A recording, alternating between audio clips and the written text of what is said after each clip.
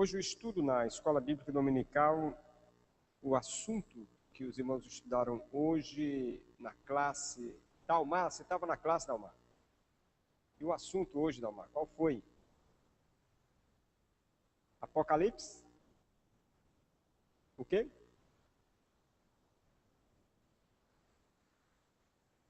Ok? Alguém lembra do título da lição de hoje? Oi? Não consegui entender nada ainda. É? Esse era o título? É. Estamos na... Alguém está com a revista aí? Ah, guardaste a minha palavra. Não sei porque que na Nairém está diferente, né? Ah, guardaste a minha palavra. A lição dos jovens, é isso? Ah, tem um título diferente dos jovens. Mas trata das cartas, a segunda parte das cartas às igrejas do Apocalipse. A ênfase do estudo está em guardar a palavra. Versículo 8 do capítulo 3 de Apocalipse.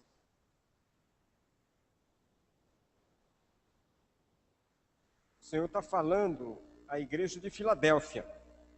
E ele diz: conheço as tuas obras.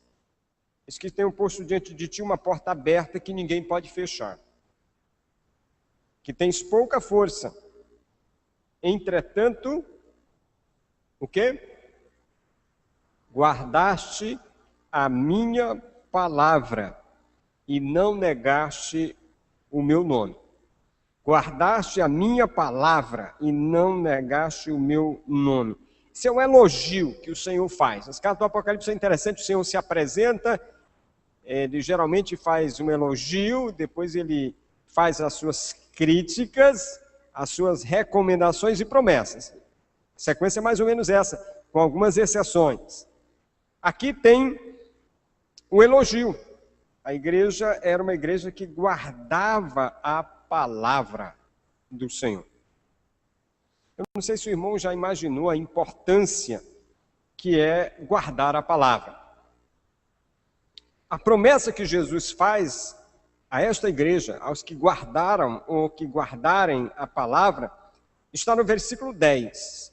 Ele diz assim: porquanto guardaste a palavra da minha perseverança, também eu te guardarei no dia da provação que há de vir sobre o mundo inteiro, para pôr à prova os que habitam sobre a terra.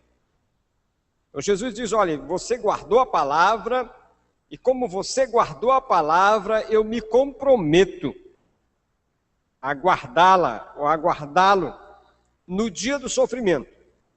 Sofrimento que há de vir sobre toda a terra. Então o Senhor faz uma promessa de segurança, de cuidado. O Senhor diz que aquele que guarda a palavra será cuidado por ele no momento do sofrimento e da provação. Quando nós guardamos a palavra do Senhor, o Senhor tem como nos socorrer. Porque em nosso interior, o Senhor vai dispor das ferramentas necessárias para usar em nosso favor. A Bíblia diz que uma das funções do Espírito Santo em nós é fazer com que lembremos as coisas que o Senhor nos ensinou. Se os irmãos atentarem em João 14, 26, está escrito assim: mas o ajudador, o Espírito Santo, a quem o Pai enviará em meu nome, esse vos ensinará todas as coisas e vos fará lembrar de tudo quanto eu vos tenho dito. Então, se a palavra está guardada no meu interior, se a palavra está guardada no meu coração, no momento da aflição, no momento da dor, no momento do sofrimento, o Senhor dispõe dela para que o Espírito me lembre e para que eu seja socorrido. A palavra no meu interior é uma ferramenta que Deus tem para me socorrer. O Espírito me fará lembrar. Ninguém lembra aquilo que não está na memória. Só lembra de algo que está na memória. Um professor meu no seminário costumava dizer assim: o Espírito de Deus não atua no vácuo. Isto é, se o Espírito vai lá no seu interior e ele busca a ferramenta que é a palavra para lhe socorrer e ela não está lá, ele não pode fazer nada. Espírito de adivinhação não é Espírito Santo. Espírito Santo não é espírito de adivinhação. Espírito Santo é espírito que faz lembrar. Outra vantagem de guardar a palavra é ter o que falar e o que partilhar para as pessoas. Eu penso que é daí, dessa ideia de guardar a palavra, que vem o ensino de Jesus de que a boca fala do que o coração está cheio. Se eu guardo a palavra de Jesus no meu coração, se eu encho o meu interior com a palavra de Jesus, a minha boca naturalmente falará da palavra. E esta palavra, por mim falada, ela será um elemento de Deus para libertar as pessoas e para abençoar as pessoas. Mas se o meu coração não está cheio, o meu interior não está cheio da palavra, não há como sair na boca. É por isso que às vezes algumas pessoas, quando abrem a boca, sai muita coisa. É o que está dentro. É o que está dentro. Você só pode dar o que tem, não pode dar o que não tem. Então, o que fala a boca revela o que tem no interior, o que está guardado. O salmista expressa essa importância de guardar a palavra, dizendo: escondi a tua palavra no meu coração para não pecar contra ti. Salmo 119, 11. O salmista sabia disso. No verso 67 do mesmo salmo, ele diz: antes de ser afligido, eu me extraviava, mas agora guardo a tua palavra.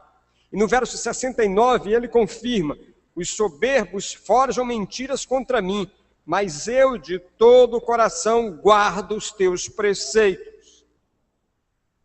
Ele sabia disso, ele seria limpo do pecado, ele poderia enfrentar aqueles que iam contra ele com a palavra que estava no seu interior. Você só vai poder abençoar os outros se a bênção estiver no seu coração. Você só vai poder abençoar alguém se você tiver uma bênção com você. Se não tiver, não tem como fazê-lo. Quando guardo a palavra, eu estabeleço uma parceria de vida com Jesus. Lá em João 15, verso 7, o Senhor disse: vós permanecerdes em mim, e as minhas palavras permanecerem em vós. Pedi o que quiserdes e vos será feito. Presta atenção, o Senhor está nos colocando uma possibilidade de parceria com Ele. Hoje à noite vamos estar falando mais uma carta do Apocalipse e vamos falar sobre essa questão de parceria. Às vezes nós fazemos tantas parcerias no mundo, na vida. Às vezes abrimos uma empresa porque fazemos uma parceria, uma sociedade com alguém. Nos casamos porque fazemos uma parceria. Nos casamos porque nos damos a alguém e alguém se dá a nós. O Senhor está dizendo que quando eu guardo a palavra, eu estabeleço com Ele uma parceria. Eu peço e Ele responde.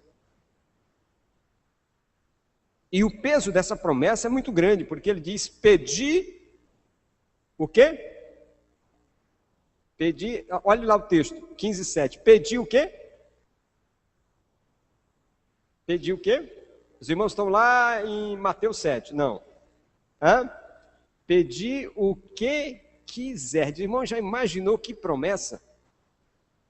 Meu Deus do céu, o Senhor está dizendo assim: olha, pede o que quiser. E será feito.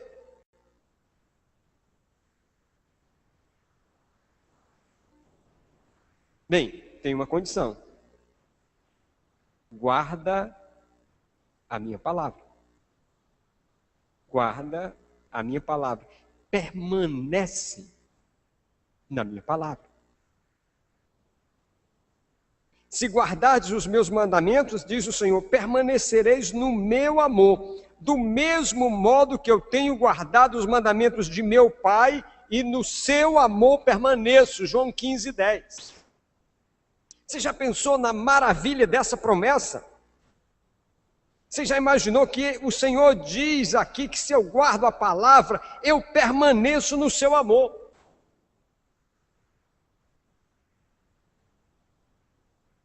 Eu sou amado dele.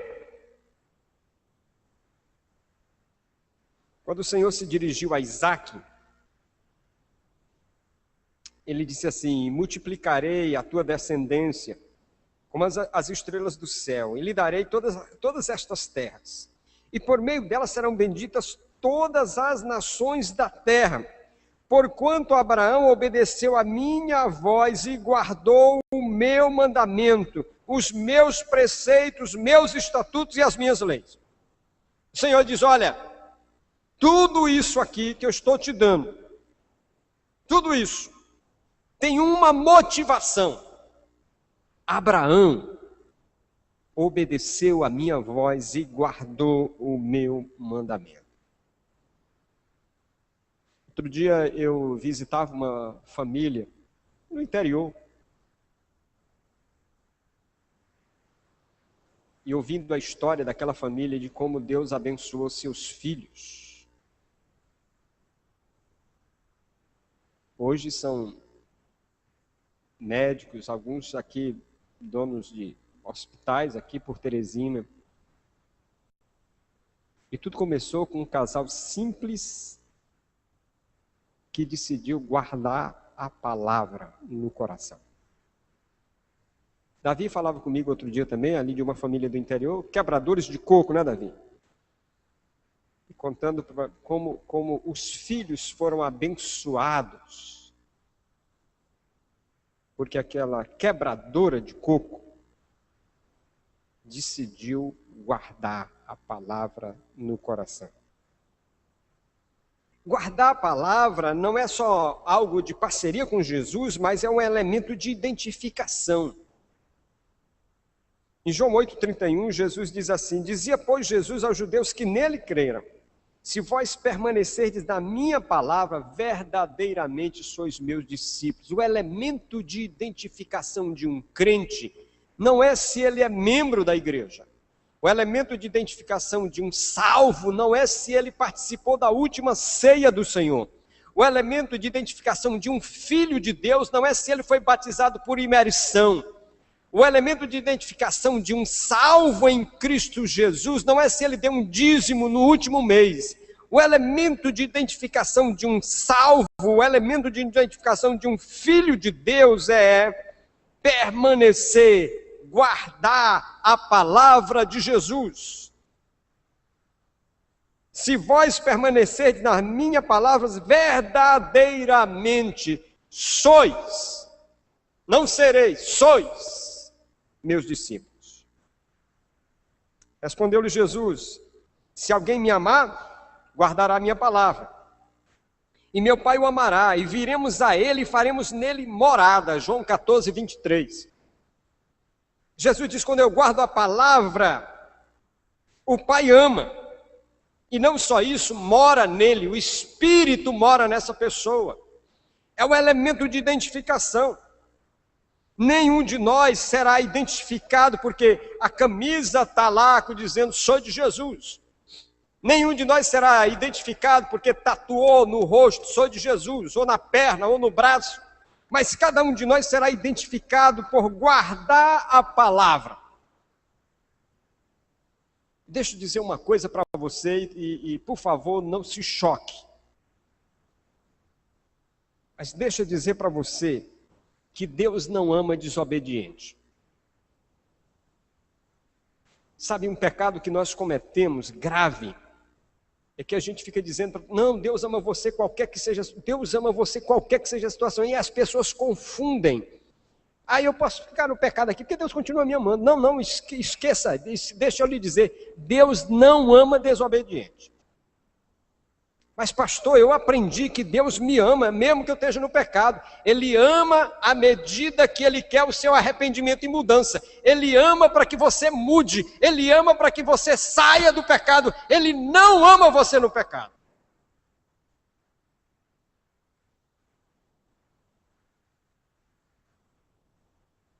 A pastoral de hoje está no boletim. Terminei essa pastoral citando o exemplo de Eli.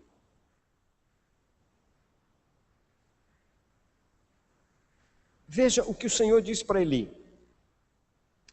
Eu, o Senhor, o Deus de Israel, prometi no passado que a sua família e os seus descendentes me serviriam para sempre como sacerdote. É o que o Senhor está dizendo.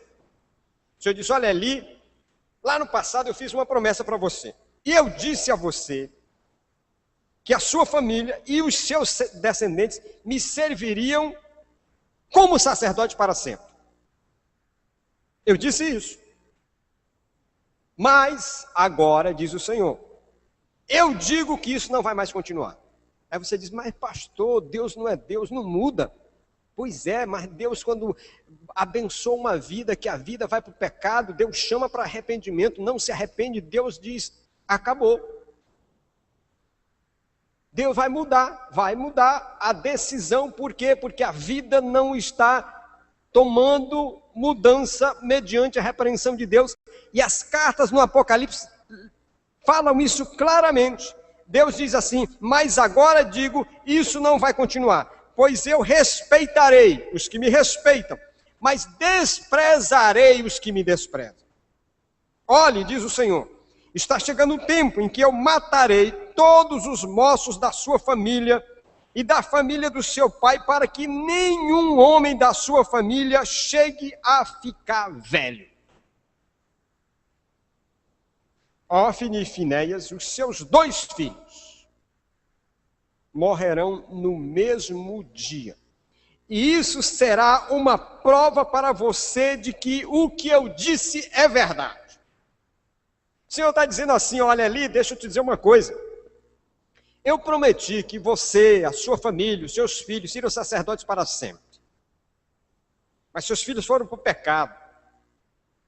E você nunca os disciplinou. Você ficava só chamando a atenção deles. E isso aí eu cito da pastoral. O irmão pode ler aí a maneira que ele chamava os seus filhos. Repreendia só verbalmente. E o Senhor diz, você nunca tomou providência, nunca os disciplinou, eles nunca mudaram de atitude. Então, eu quero dizer uma coisa, acabou. E para você saber o que eu estou dizendo é verdade, Deus diz, olha, eu vou matar todos os seus filhos, os filhos lá do seu pai, todo mundo. E para você saber que é verdade, o que eu estou dizendo é verdade, os seus 2 filhos vão morrer no mesmo dia. Quando os 2 filhos morrerem no mesmo dia, você vai saber que o que eu estou dizendo é verdade. Aí se os irmãos forem lá no Velho Testamento, vão ver uma batalha com os filisteus. E vão ver que naquela batalha os 2 filhos de Eli morreram. E quando o portador da notícia chega para dizer a notícia ali, a Bíblia diz que ele infartou. Na verdade, o texto bíblico diz que ele quebrou o pescoço. Mas o texto destaca que ele estava obeso, sentado numa cadeira.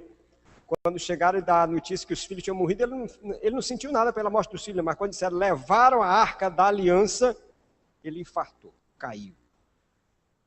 Quebrou o pescoço e morreu.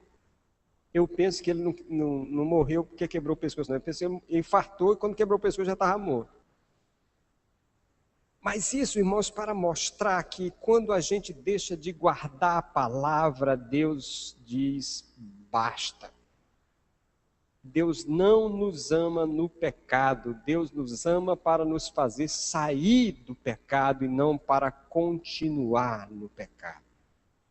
Guardar a palavra não é uma questão só de memorizar a palavra, implica em praticá-la. Às vezes eu penso que nós temos muita gente que sabe muita coisa da palavra. Eu acho que se a gente fizesse um vestibular bíblico nas nossas igrejas, a maioria de nós, no vestibular bíblico, ia ficar entre 8 a 10. A maioria de nós. Pouquíssimos seriam reprovados. Mas eu acho que no teste do Senhor Jesus de guardar a palavra, o número vai cair muito.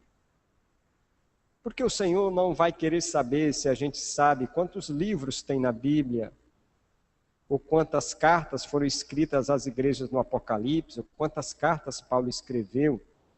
O Senhor não vai querer saber se a gente sabe quantos mandamentos ele deixou escrito nas tábuas da lei, ou quantos mandamentos ele anunciou no Sermão do Monte.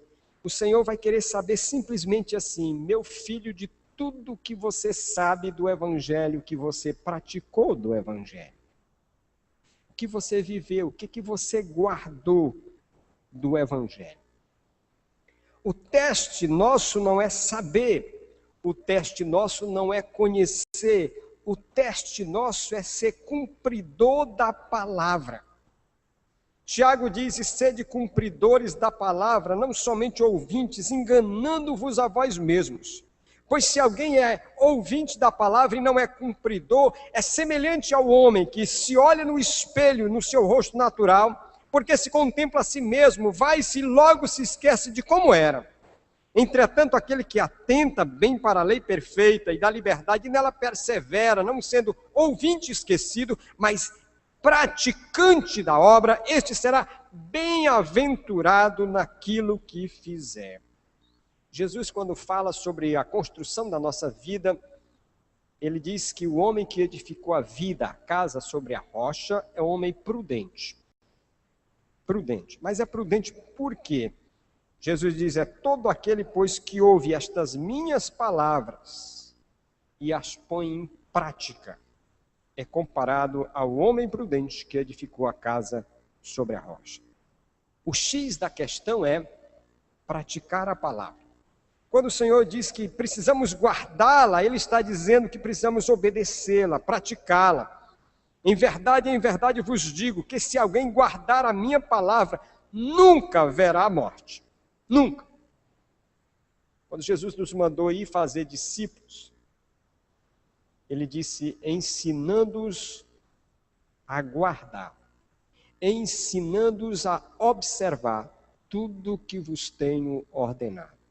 Quando Jesus nos mandou sair pregando o Evangelho, não mandou que a gente fizesse adesão de gente às igrejas.